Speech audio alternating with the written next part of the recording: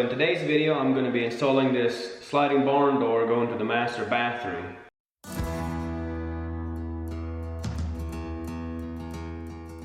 So this house was a remodel and I put all new trim up. As you can see here, I pre-trimmed this door specifically for a sliding barn door, which includes a header to mount my track to. Wanted to point out, this is what a pre-existing door trim looks like. So one of the options, if you have a pre-existing door, is to cut this trim off square on both sides and then install the header board like I have on the outside to mount the track to. The other option would be to install a separate board on top of this trim and hang it over to the one side as a header board. Now, one thing to keep in mind if you install a header above the existing trim is the length of your door. Most doors aren't long enough to have a header up that high unless your doorway is extra low. So most of the time this is what I'll end up doing because I use a standard 80-inch door. The door slab I'm using here is just a 3-panel mission style. It's not pre-drilled for any kind of hinges or doorknob or anything. It's just a slab. My wife painted it black, and this one's available at Menards. We're using a hollow core just because it's cheaper and lighter. The solid core gives it more of a heavy barn door feel, but the lighter ones work just as well. So the door track I'm going to be using for this install is a High Life door track. It's a very basic door track I bought off of eBay. I think I paid around 80 bucks a set. Comes with the 2 sections of door track, 2 rollers, and the 4 bolts to bolt the rollers to the door, 2 door track stops, 2 door guides, 2 bumpers to keep the door from jumping off the track, 5 track brackets with spacers, and an instruction manual. So the first thing I want to do is prep my door by installing the door rollers and cutting the slot in the bottom for the door guide. So the door guides for this door have 2 options. The first option is I could put a door guide on each side and allow the door to slide in between them, or I could cut a slot down the middle of the door in the bottom here and just use one guide that slides through the slot. I prefer to use a slot because I'm afraid over time this will rub the paint off the door. So I rigged up my router here with a 1/4 inch bit.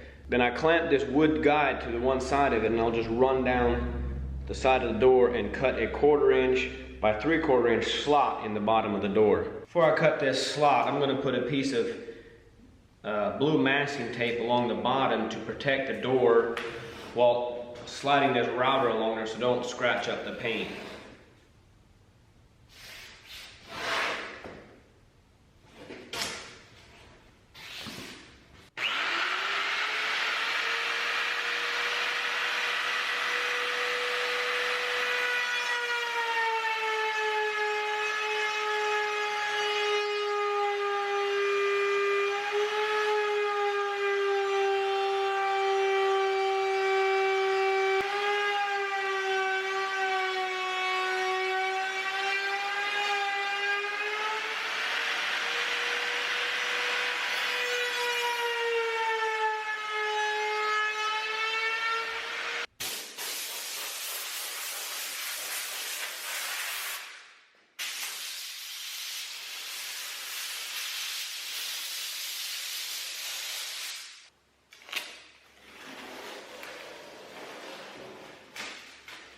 I like to use a sandpaper and smooth out all the rough edges here.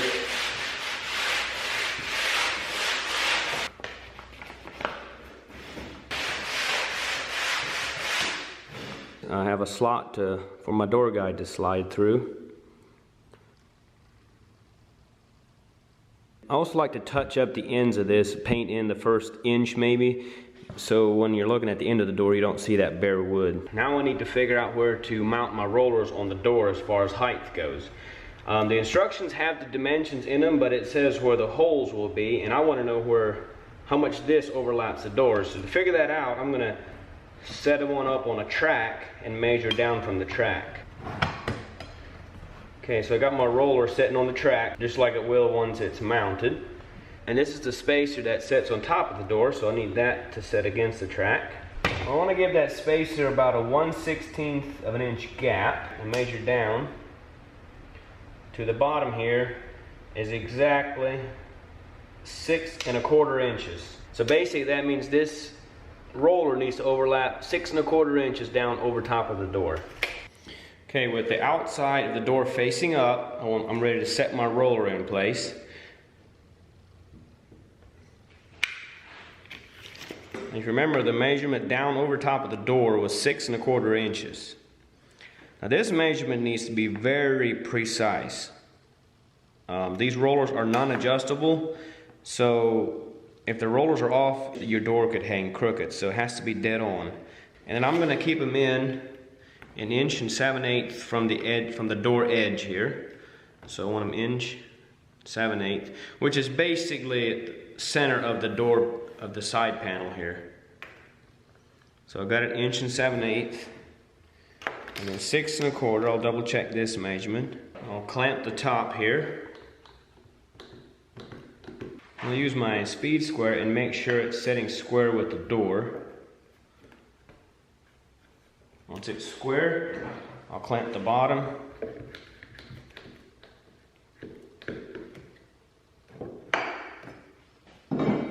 And one final double check of my measurements. Okay, 6¼ exact. 1 7/8, and I'm ready to drill my hole. I'm just going to drill down through the door, through the holes in the roller.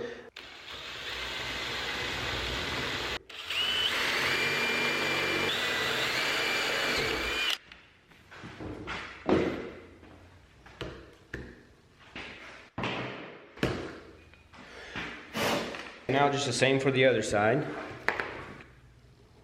Again, 6¼ 1 7/8. Clamp the top here. Make sure it's sitting square. And clamp the bottom. The bolts that hold the roller onto the door is basically a bolt and 2 washers with a nut. I'm going to take 1 nut and 1 washer off. I'm going to leave 1 washer on the bolt and slide it up from the underneath through the hole.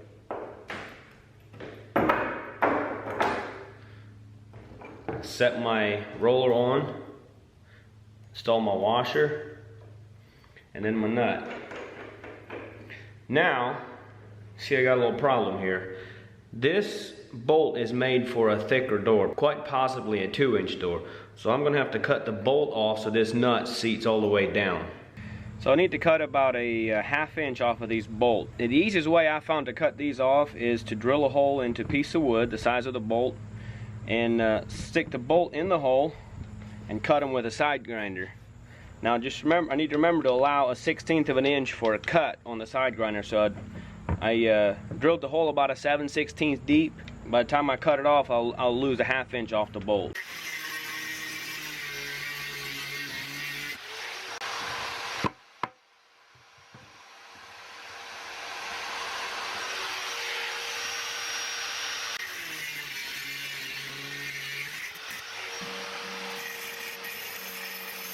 Okay, let's try that again.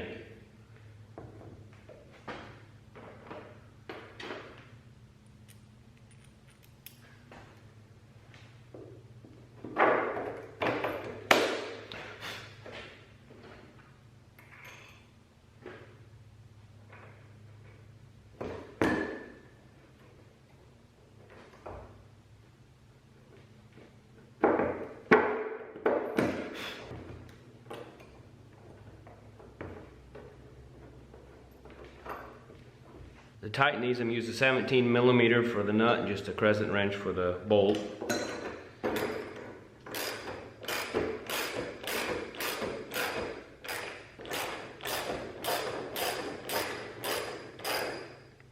Once I get them almost snug, but just where I can move it a little bit, I'm going to double check my square and my 6¼ make sure they're perfectly in place before tightening them down. Okay, 6¼ dead on.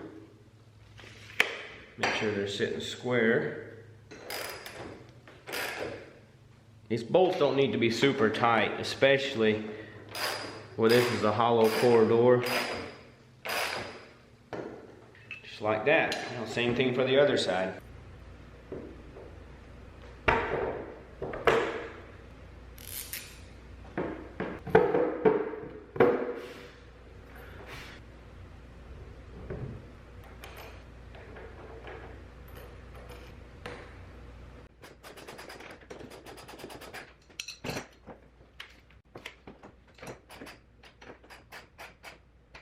Got my rollers installed. Next up, installing the track. So the best way I figured out to install my track is to measure each of these holes in the track and mark the location on the header board. Now this center section is a little tricky. Sometimes there's an offset depending on which way I turn them. Now this is going to be the top of my track where the rollers run along. So I want to make sure this right here is completely smooth and doesn't have an offset. So I'll flip this one over. It's much smoother. So I just flip them one way or the other just to make sure I have the smoothest part of the track up. I'm going to use my instruction manual to write my dimensions down. Looks like the first hole is 7 11/16. Second hole is 23 5/8 heavy.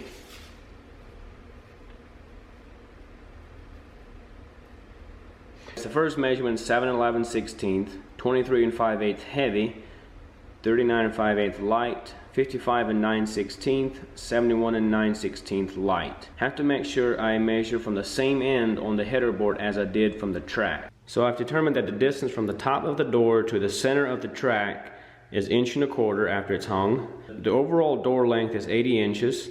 And I want the gap from the bottom of the door to the floor to be a 5/8 of an inch. So if I add 1.25 inches plus 80 inches plus a 5/8, I come up with the dimension of 81 7/8 inch. So if I measure from the floor up 81 7/8, that's where the center of my track bracket holes will be drilled. Now also, if my floor is very unlevel, I need to make sure that at no point is the distance between the center of the track and to the floor any less than 81 3/8. If there's any less than 81 3/8, there's a good chance the door will rub. So the first thing I need to do is measure up and make a mark at 81 7/8 inch. So now that I have my mark here where the track's going to sit, I'm going to hook my tape measure on this end of the board, which is the same end I measured the track from.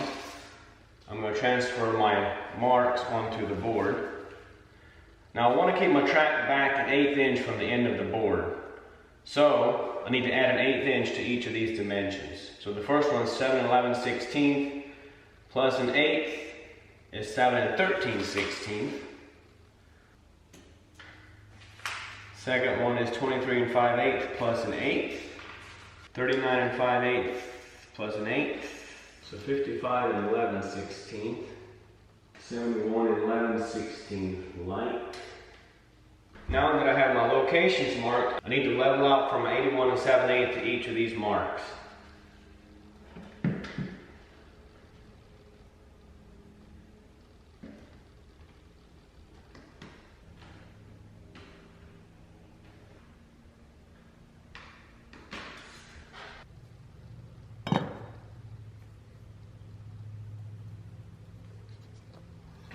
That's going to be the location of my track bracket.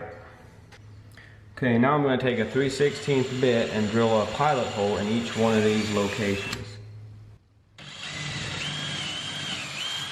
So now I'm going to grab 2 track bolts, 2 spacers, and my first section of track. So I'm going to slide the lag bolt through the track, and on the back side I'm going to put one of these spacers. This side of the spacer, the wide end goes against the board and the narrow end goes against the track. So I'm going to slide it on like this. That's what it should look like. Now I'm just going to put that in my first hole here.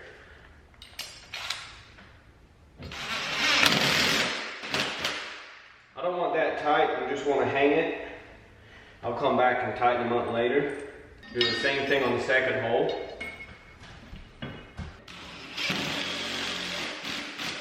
Same thing for this section. Again, making sure I don't flip it. Make sure it's oriented the same way it was when it was laying on the floor.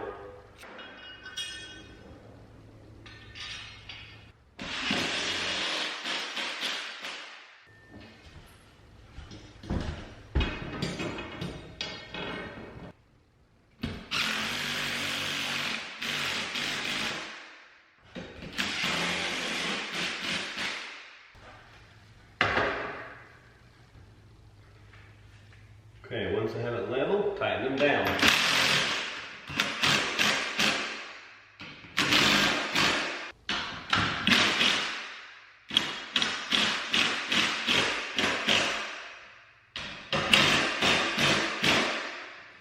So next I want to install these door stops. I'm just going to slide them on the end of the track and just snug them for now, just to keep the door from rolling off the track. I'll adjust them later. The track's done. Now I'm ready to hang my door.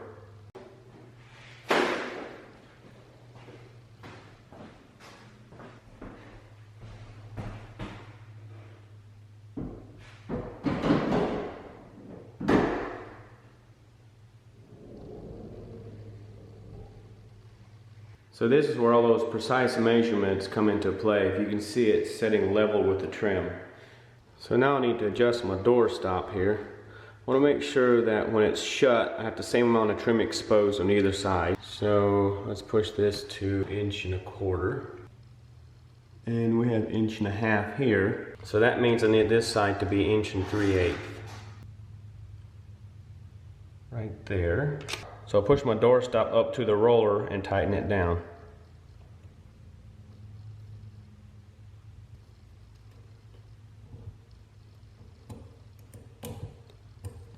Okay, and then the door will just roll up against that. Okay, now I'm ready to install my bottom guide here. So that basically just slides in that slot. And I want to make sure it's even with the door here, just tucked in the door, no further. The gap at the top is 3/4 inch, so I want to bring the door in to where the gap down here is the same distance from the trim. I'm going to mark the location of it. Then I'm going to open my door. So with the door open, I can access this easier. I'm going to set it right where I had it marked and mark the location of my holes.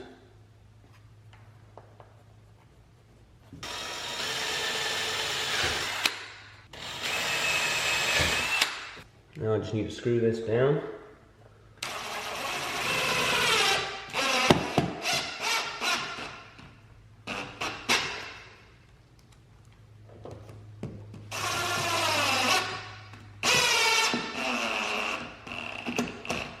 Okay, now the door should slide across that. Okay, now I'm going to pull the door all the way open. And I want it to be just past the trim. Actually, I would like for it to be even with this bracket. So right there is fully open.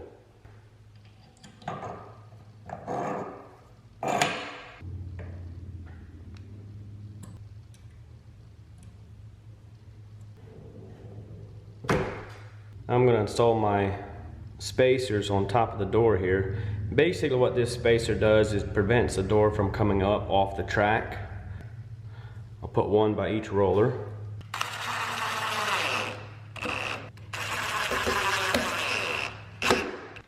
And now for the door latch. I'm going to measure up 42 inches. Measure in 1 1/8. Install this center screw in that location.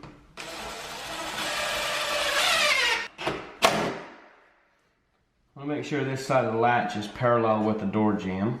I'll slide my bottom screw in. I'm going to put 2 washers on the back side for spacers. And that goes in the bottom hole here.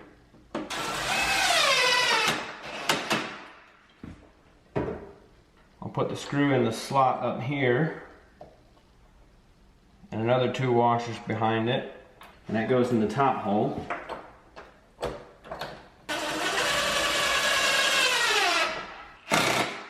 So with the door all the way shut, I'm going to mount my bracket onto the door. It's basically just a slot, and this needs to slide right into the slot.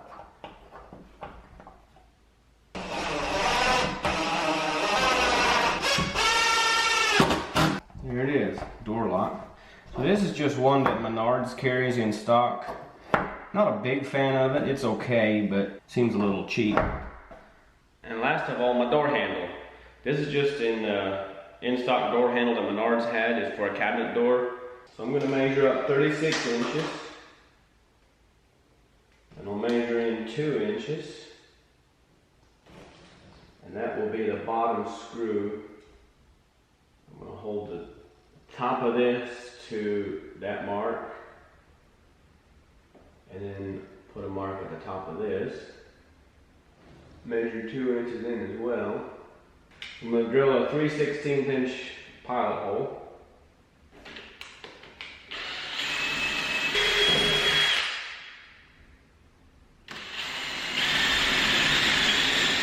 Now because this is for a cabinet door which is much thinner, it comes with these short screws, but can't use those. I have long screws on hand just for situations like this. So I'm going to screw in from the back side.